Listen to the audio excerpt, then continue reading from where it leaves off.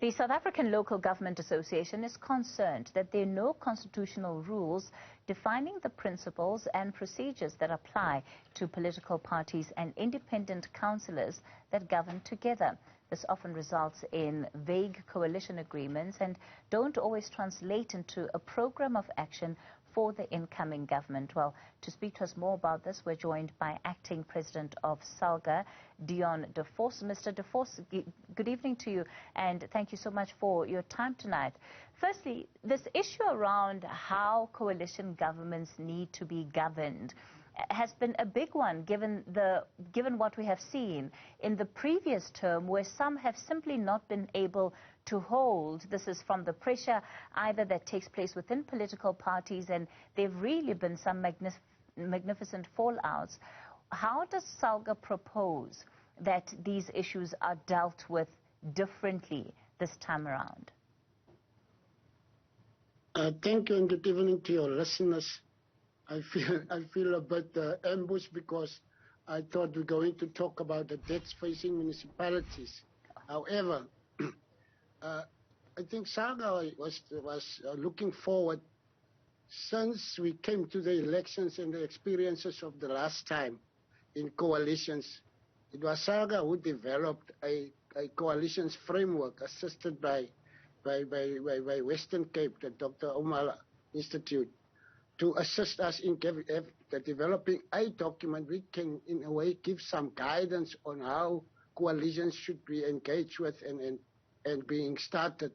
So that was a document which we have, before the outcome of the elections and even after the outcomes, we have an increase of coalitions in our country, which is now nearly 66 coalitions within the country.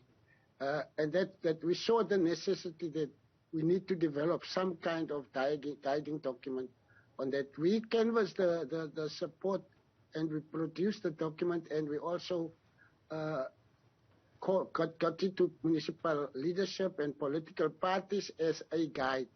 But it is a concern for SALGA.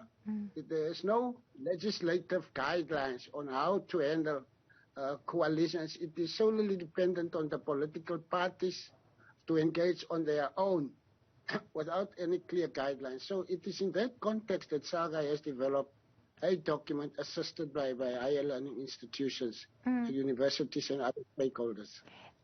Let's talk then about the last 2 days and some of the issues that have come up around municipalities' debt. Of course, we have seen the steps that some municipalities are taking. It's nothing new, but certainly on the scale that we have seen in Tshwane and in the city of Joburg when it comes to the cutting off of power. Is this the last resort that municipalities often are left with, because ultimately they have to collect revenue? Yes. Now, it might not be the last resort, but I can tell you that SALGA has been engaging on platforms and IGR platforms for some time now, raising continuously the issue of debts owed to municipalities. But what we have experienced, municipalities are mainly lambasted in the public space on the creditors they are having, like Eskom and water boards, and you hear less about the debts owed to municipalities. So I think what we want to bring to the fore, and that's why we raise it even in the SONA as SALGA's response, that there's an over-concentration on what the debt of municipalities, which they are owing to institutions like Eskom and water boards, but no one seems to want to talk and raise it robustly. The fact that municipalities are also owed billions of rands. For example, the amount is up to 264.7 billion rand as of September 2021, but you hear less about that in the public space.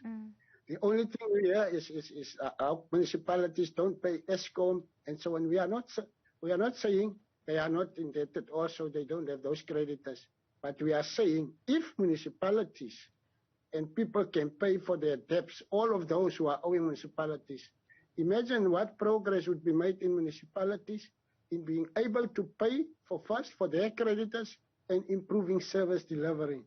Because without any income, municipalities are unable to perform the many tasks which is placed upon them.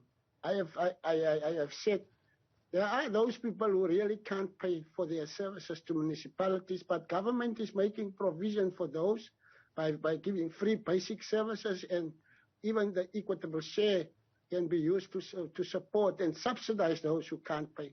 But there are those who are generally not putting payment of their services as a priority in municipalities.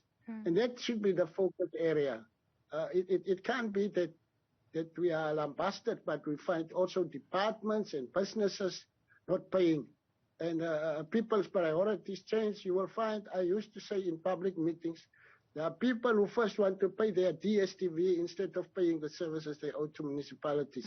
And some will even go as far as borrowing money from some others to pay for their DST services instead of paying. There need to be a reprioritization on what comes first, because you can't forget to pay water, electricity, and sanitation and refuse removal, and then you prioritize luxuries. And then my municipality must face the lambasting of being the worst creature of which can there be. But people don't believe that. Mr. De Vos, these are very legitimate issues that you're raising, and the culture of non-payment for services has been long raised as a problem.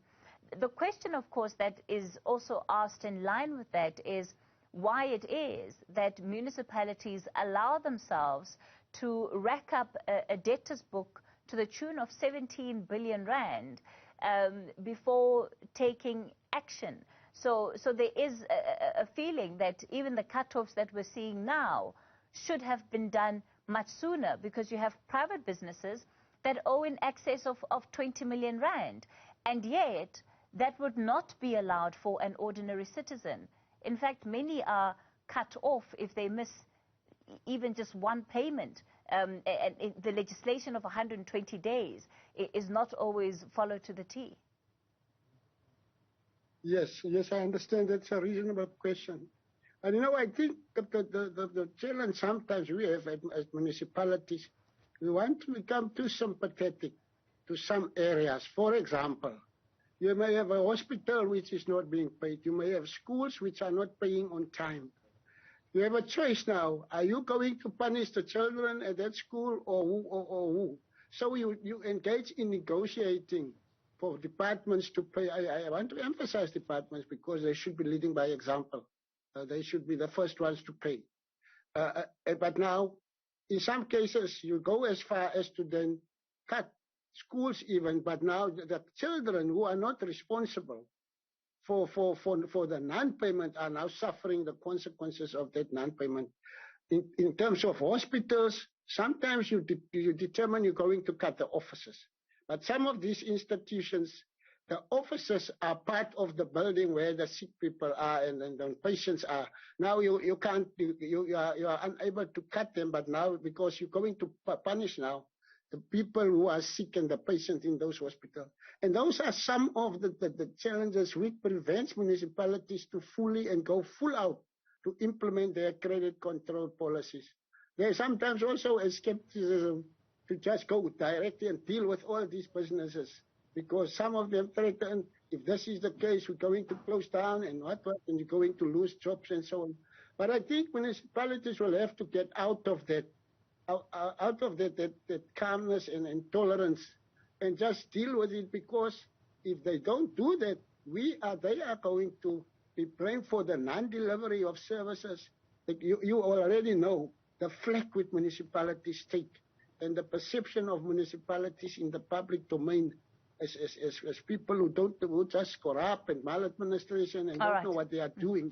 And people demand them to do all these things, but they don't collect what is due so that they can be empowered to implement the services which is required. Mr. De Vos, we're going to have to leave it there for tonight. He is the acting SALGA president.